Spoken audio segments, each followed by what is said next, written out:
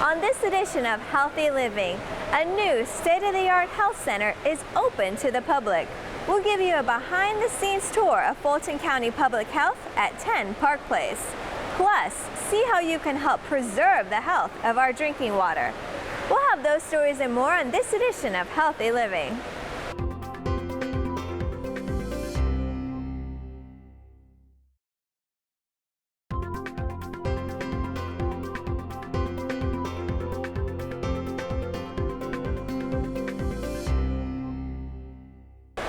Welcome to Healthy Living. I'm Priscilla Ortega. One of Fulton's strategic goals is to make sure all people are healthy. So Healthy Living will always take a look at how the county is doing just that. On this edition, we're going to show you the latest new state-of-the-art facility that replaced the county's oldest health center, Aldridge. The former facilities project director for Fulton County, Dennis King, and the county manager gave us a tour. Take a look. From the outside, the new health center looks like a typical downtown office building, but inside, the 10 Park Place building has state-of-the-art medical equipment. When they see what Fulton County has done, it will equate to the best medical offices in Atlanta. And I think it's going to surprise even our own internal folks. The only one that's not surprised is Dennis, because he's been such a champion of this, working with Dr. Toomey and her staff, but it's truly going to be amazing. As clients enter the building, they take the elevator to reach the newly remodeled facility. The facility takes up 3 floors. The 5th floor is the clinical floor, which houses the tuberculosis and Ryan White clinics.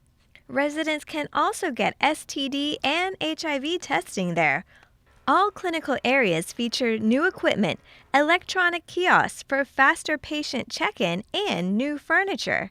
Examination tables are new. Everything in here is new. The lights are special lights. Each service area is color coordinated so clients can navigate the health center with ease. When we tell people proceed down to the TB area, oh, by the way, the waiting room has got orange. You can't miss it. The signage will even have a strip at the bottom that's color-coded to the area.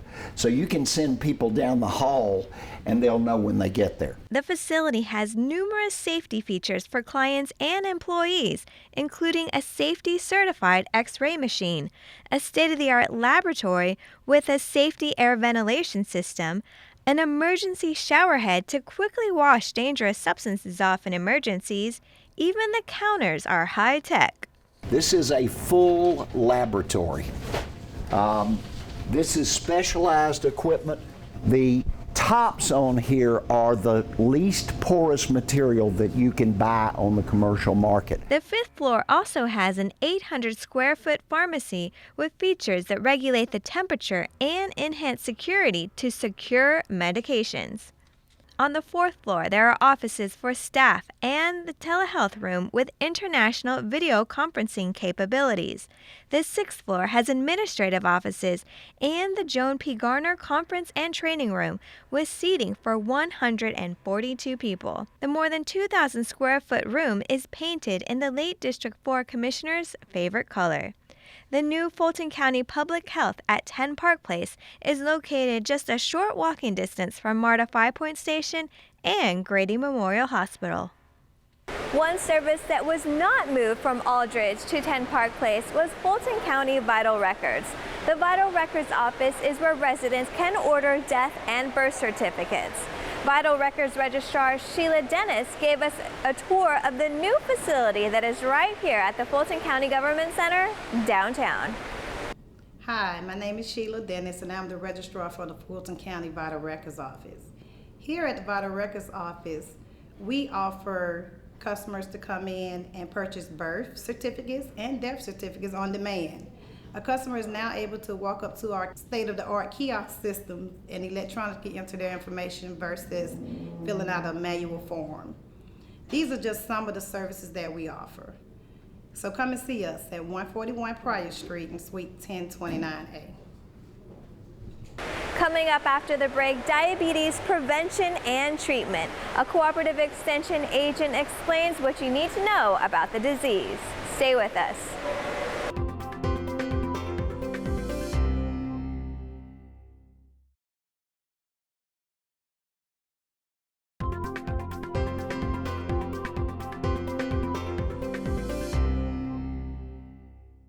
Welcome back to Healthy Living. I'm Priscilla Ortega. Cooperative Extension agents often hold classes for residents about diabetes and in particular for seniors. According to the American Diabetes Association, about 14% of Georgians have diabetes. Fulton's Cooperative Extension agent Kristen Sumter has some tips on what you need to know. Hi, my name is Kristen Sumter and I am the Fulton County Cooperative Extension agent, and today I'm going to talk to you a little bit about diabetes. So in general, diabetes is a problem with the way that we use the sugar in our body.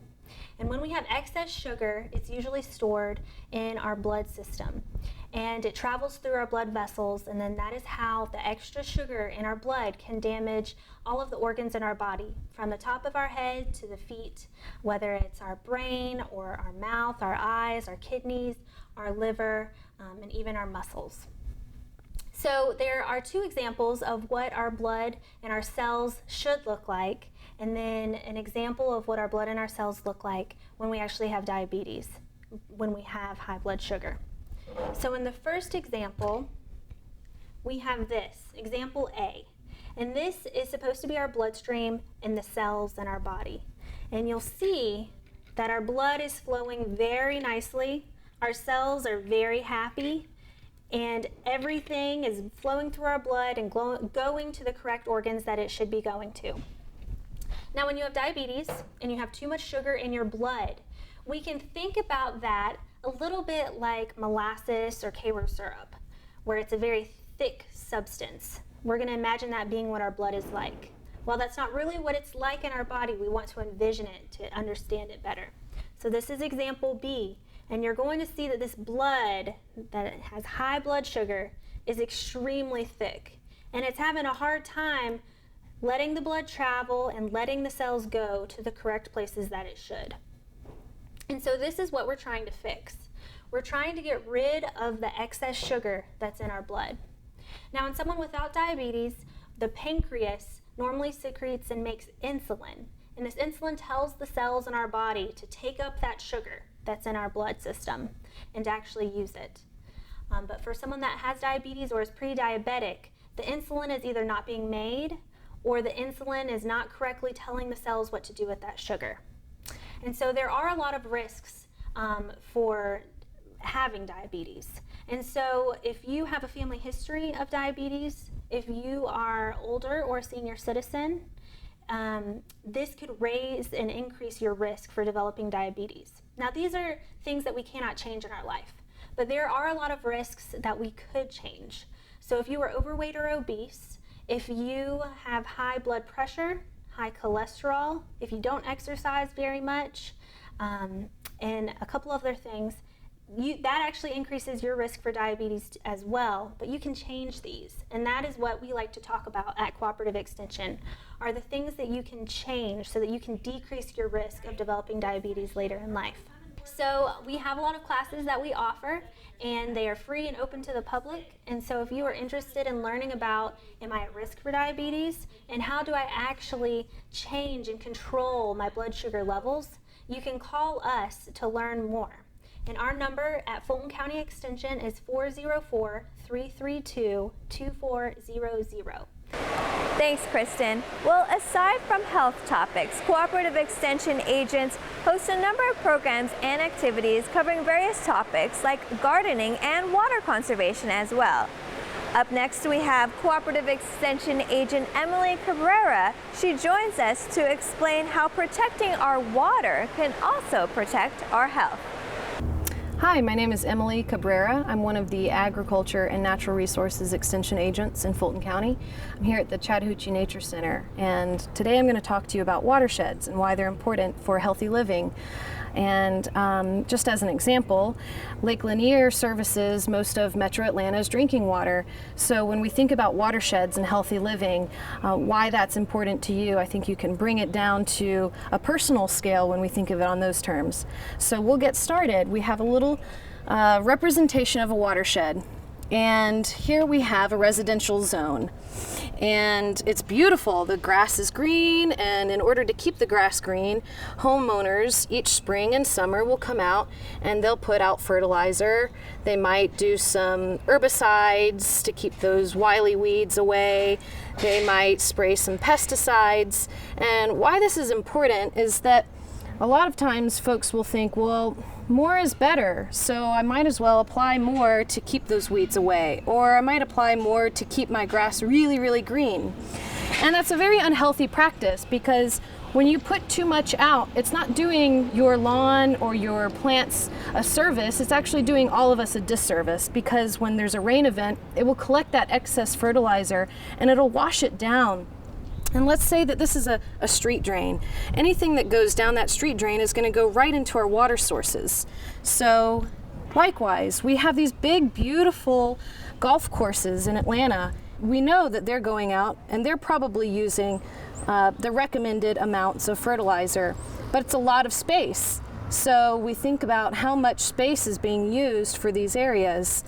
Also, along this same vein is that Georgia's beautiful. We have a lot of people coming down here for the climate, for the schools, for the industry, and with that means that we have to remove a lot of topsoil and build new places for living, for work, and so it's inevitable that there's going to be construction.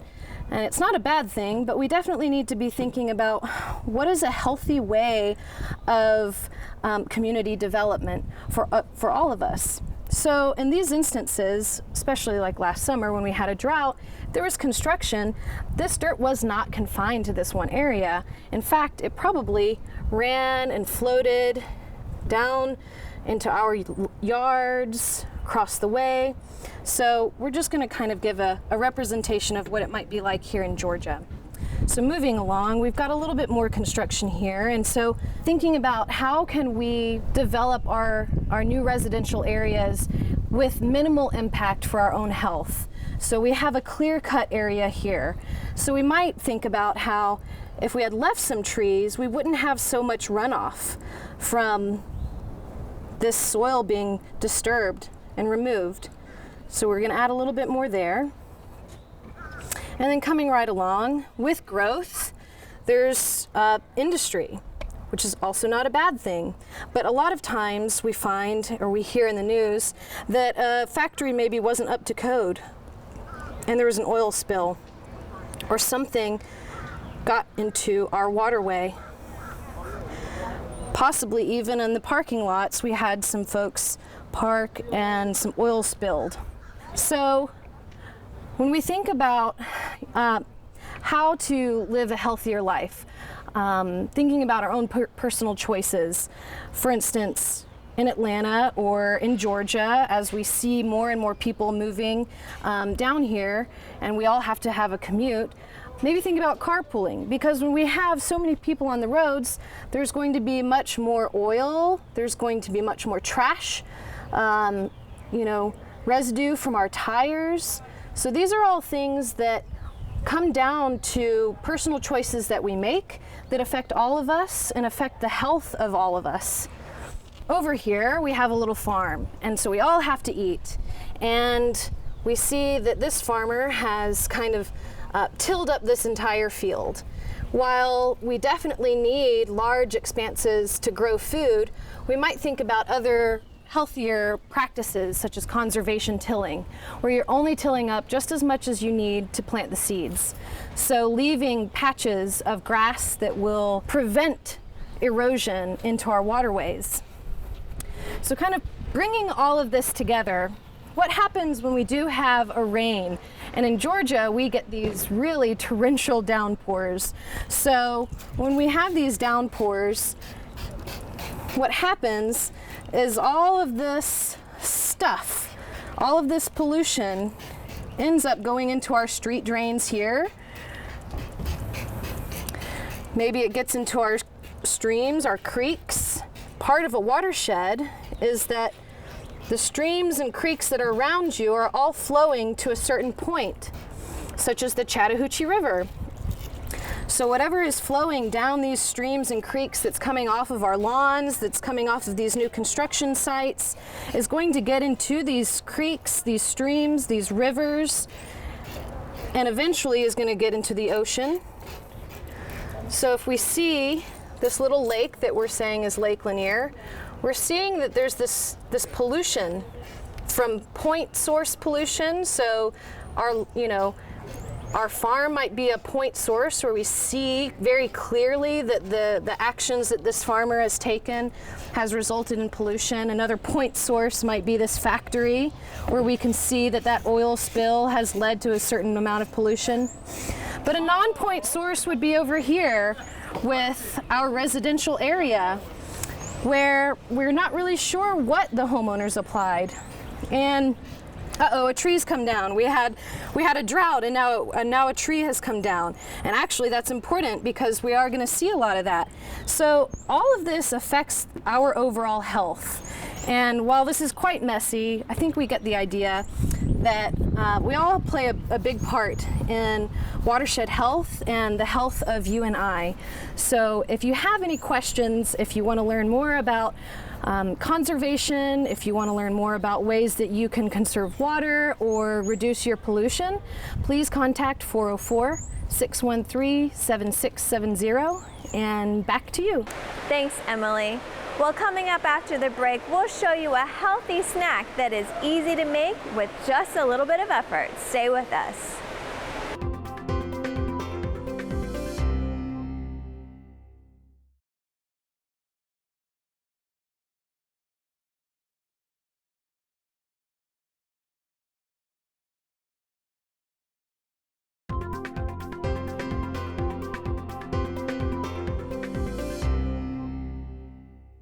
Welcome back to Healthy Living. I'm Priscilla Ortega. Well, health experts recommend eating a healthy diet, which also consists of 5 servings of fruits and veggies a day.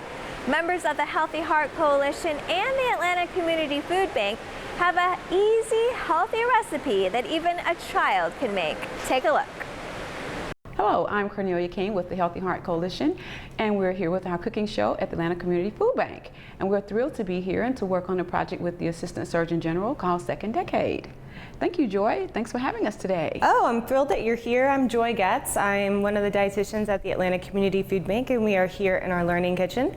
And we have a special guest with us today as well. We do. Edie is here with us, Edie Richardson. She works with the coalition and has been such a wonderful fan, supporter, a sister to us in so many ways to me. So we're excited to have Edie with us today. Thanks for having me. Thank you. I'm excited to be here. Thank you. We're going to tell you a little bit about what we're preparing today. We're preparing a fruit kebab. And we all know that when we're doing sports events or whether we're watching a movie, fruit and a kebab is just a quick and fun way to have some healthy and a great snack, and it's kind of cute and fun to make. So we want to talk a little bit about our ingredients today. So today in the ingredients of our kebab, we have 2 cups of watermelon chunks, 1 cup of pineapple chunks, 1 cup of grapes, red, but we also included green ones, 1 cup of strawberries, stemmed, 2 kiwi peeled and cut in quarters, and we have our bamboo skewers as well. And then we top this recipe off with 1 cup of yogurt, and that's light strawberry yogurt. So then the recipe and the ingredients tell us to go ahead and to place our fruit on the skewers. So I think we're going to make our own today. I think so. Here you go. Here's everybody's skewer. All right. Thank you. Let's get the plates. Yeah, we'll get some plates too, and we'll get started on this. It'll be a lot of fun. Here we go. You know, this would be a cool activity for a birthday party, for some kids, or even adults, because they always want something to do, some activity, and then we might even say whoever can make the coolest skewer, you know, something like that if you're working with some younger kids. I think they would have a lot of fun with this. Oh yeah, I think kids love making skewers, and kids really love dipping too. So yes. I think anytime you can have kids dipping a fruit or a vegetable, they're a lot more likely to eat it. Exactly. I think so. All right. I was also excited because I was envisioning, I thought as I was preparing and getting the ingredients for this recipe, I thought, you know, kiwi, I was thinking about a slice because it's almost always sliced when you see it. So I thought, that's not going to stay on a skewer. This is going to be weird. Then when I read exactly how to cut it, I thought that's cool. So sometimes when you read recipes, it's exciting to learn different ways to prepare food that you might not think would work as easily as it will. Absolutely. And I think this is one of the things that's so simple. You can probably cut things a lot of different kind of ways. You could probably use a wider variety of different things depending on what's in season. Exactly. Oranges, bananas, you know. That's true. Whatever That's you happen to have around. Exactly. And also sometimes stores run sales. So you could say, oh, you know, and then you could, that's right, what's on special, so that's going to be what's going to be on my skewers today. That's right. Exactly. So I think this is a cool activity. It could be a cool activity for seniors, especially if you choose the fruits, you know, specifically that, you know, may be easier for them as well. And it's also a good little activity that they could challenge each other on. So it'll be a lot of fun. I love it. I like it too. I think it's really a lot of fun. So we... Look at you, Edie, not even touching it. You just yeah, she's stab it with that skewer. That's kind of like the way some little boys. I think about my son. He probably have a lot of fun stabbing it. So that would be cool. But kids get, you know, excited about this, and so do adults. And we're going to top this off with our yogurt. That's going to be nice on the plate. Here, let me serve you. Oh, thank you. So thank you so much, and you can reach us at 404-272-4286. And we do have a lot more heart-healthy recipes on the Atlanta Community Food Bank website at acfb.org/nutrition. Thanks, ladies, for another great demonstration, and thank you for watching. Remember, you can connect with us right here on FGTV, online on Facebook, Twitter, or watch us anytime on YouTube. I'm Priscilla Ortega. We'll see you next time.